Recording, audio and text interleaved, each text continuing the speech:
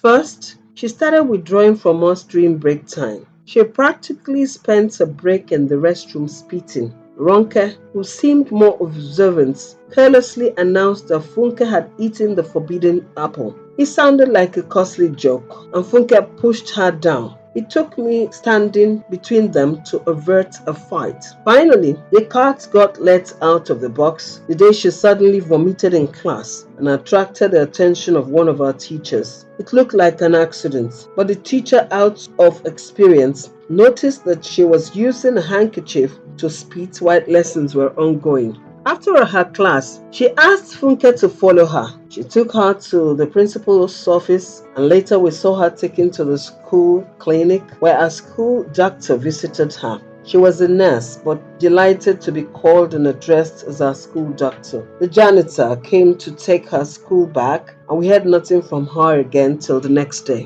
When I returned home that evening, I gossiped about her with Eddie. Though I felt pity for her and prayed fervently that our imaginations concerning her never come to pass, we still expressed our views in that regard. I jokingly asked him if that was his original plan for me. He burst out laughing. Wait first to see the problem with your friend Funke before jumping to conclusion. What if she had malaria or acute typhoid? Vomiting is a symptom of early pregnancy, especially in the first 12 weeks. But I wouldn't exclude other illnesses that might cause the same reactions. The next day, our principal came to the morning assembly looking stern. She sounded an unmistakable warning about getting pregnant while in her school.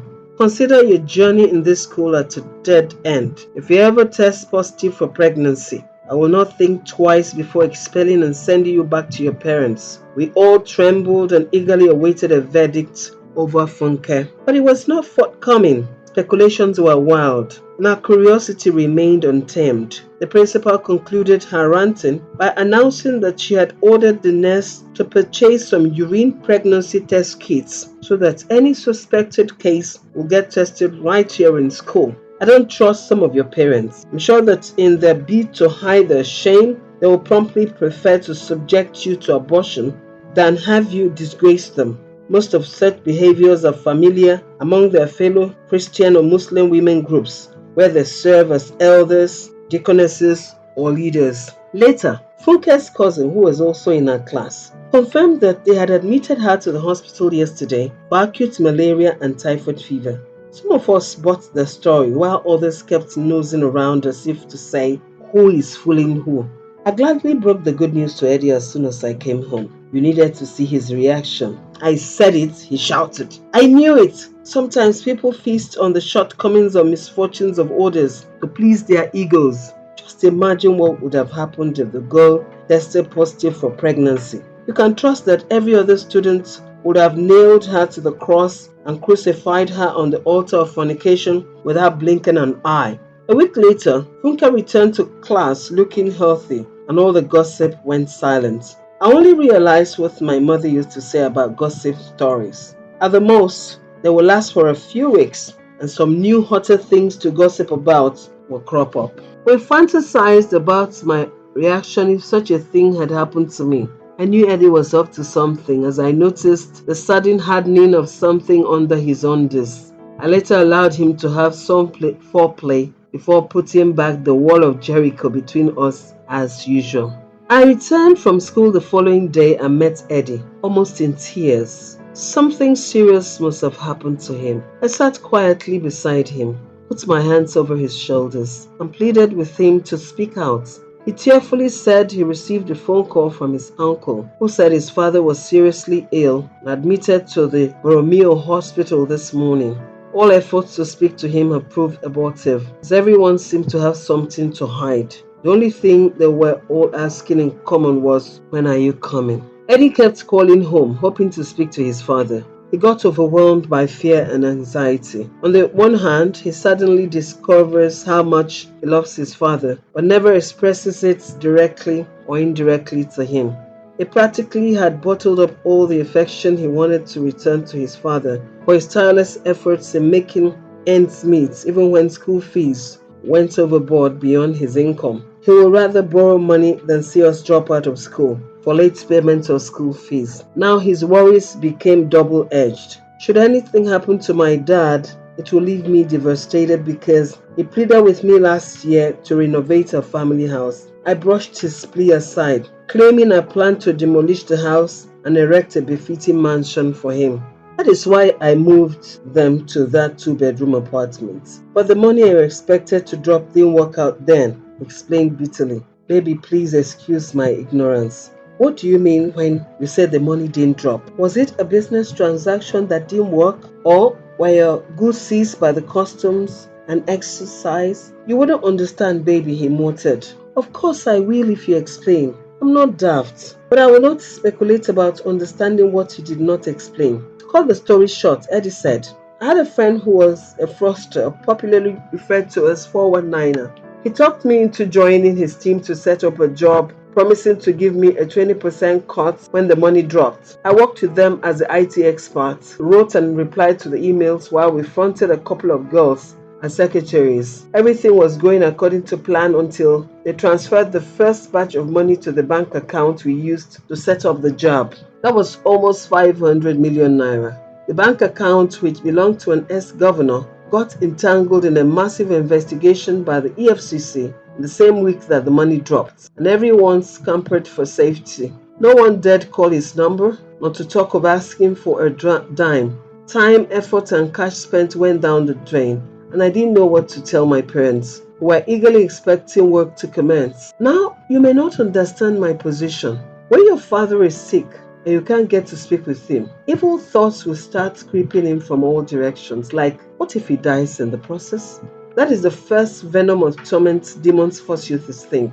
That is where confusion sets in because you don't know if you're worried about the sudden death or if you're scared to death because of the high cost of burial these days. When you overcome these two monsters, people like me get immersed in the worst scenario of bringing your friend to an old and unrenovated house, not anywhere near the image you have created for yourself as a big guy. Do you feel me, baby?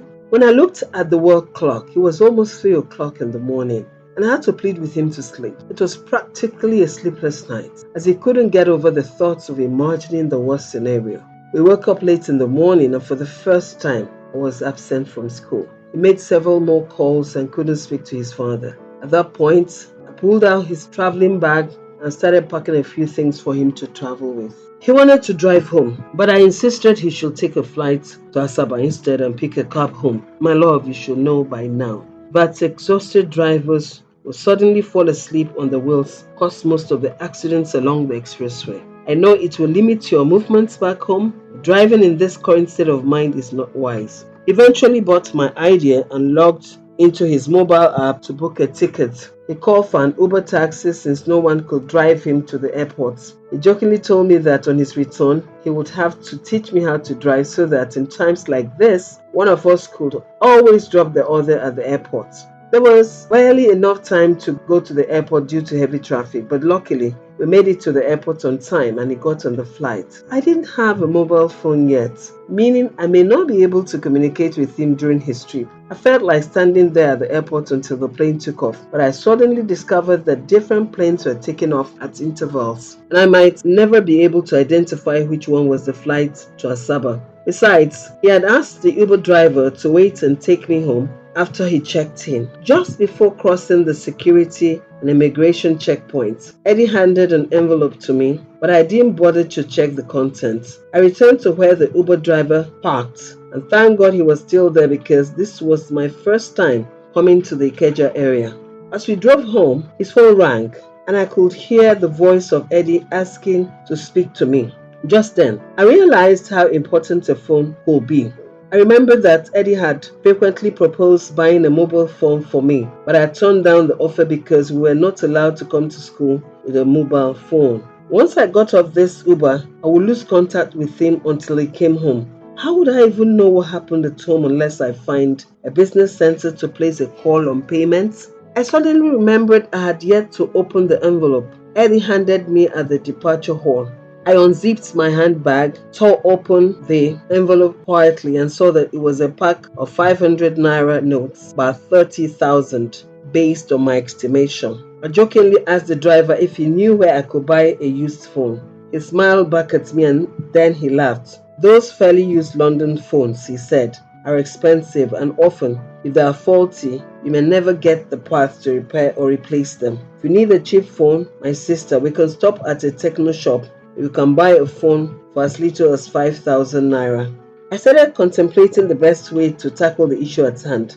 As we climbed down from the Oshodi Bridge, we ran into a street promo by the techno group, and the driver said it's my lucky day. He pulled over and accompanied me to the sales desk. There were phones for as little as 3,000 naira, but I settled for the 8,000 naira offer. That for me would serve the immediate purpose for which I needed it now. I formatted the phone immediately, bought a SIM card, and requested quick activation. I tried to hasten up to avoid paying more than necessary for the trip.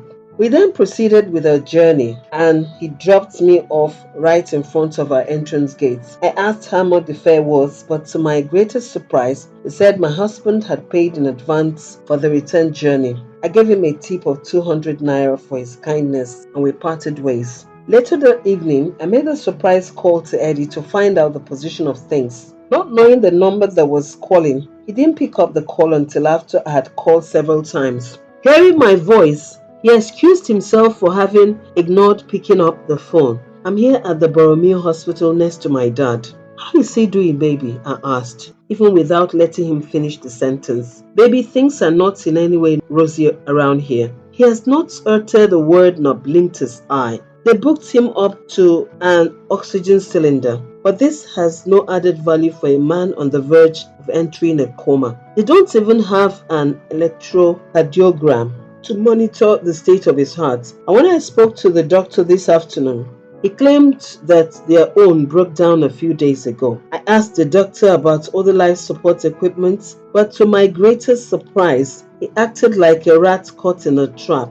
I am just confused and angry with myself that I'm just sitting here watching him die in silence. Once again, I told the doctor, sir, I hope you agree that this oxygen cylinder doesn't replace or supplement a mechanical ventilator machine my father needs. The doctor kept mute because he seemed to understand that I'm not just another JJC that they can deceive with these fictitious treatments. I felt my dad was treated with placebos while waiting for death to take him away. Baby, he concluded, I've been on the phone trying to see if I can get a better equipped hospital and transfer him, but I have yet to get a positive response. It was an all-night vigil for Eddie and me, as every moment seemed critical. He connected with an Indian-owned hospital in Lagos that requested that they move his father to Lagos so that they could attempt to revive his near-comatose condition. The doctors at Boromeo, however, insisted that moving him by road in his present state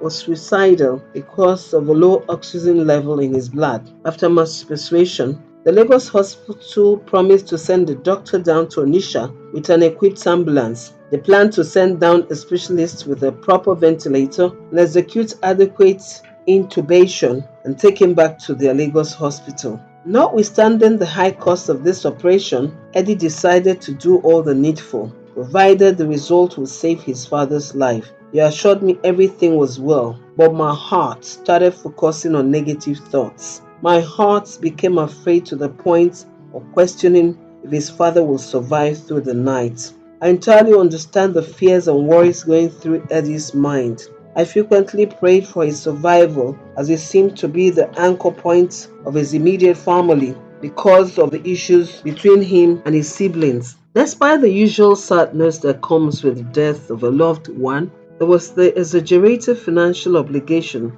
associated with the burial of an Ozo title holder in Onitsha, of which his father was an ardent member. He is also the secretary of the Abalanza Society, and his wife is a top-notch Ndiodo Women's Society member. Hope, they say, is the last to die. I wished I could speak to his mom or someone near him because his situation worried me. Eddie's reasoning seemed to have been affected by guilt over his failure to build a befitting house for his father. The following day, however, the ambulance left Lagos for Onitsha after the account officer confirmed that we had paid an initial deposit. It wasn't funny at all. Eddie said they refused to honor the electronic copy of the alert, which he forwarded to them as early as 6 a.m. when he transferred from an ATM. I dressed up for school, but my desire to keep Eddie company in this trial moment was more substantial than the desire to go to school that fateful morning.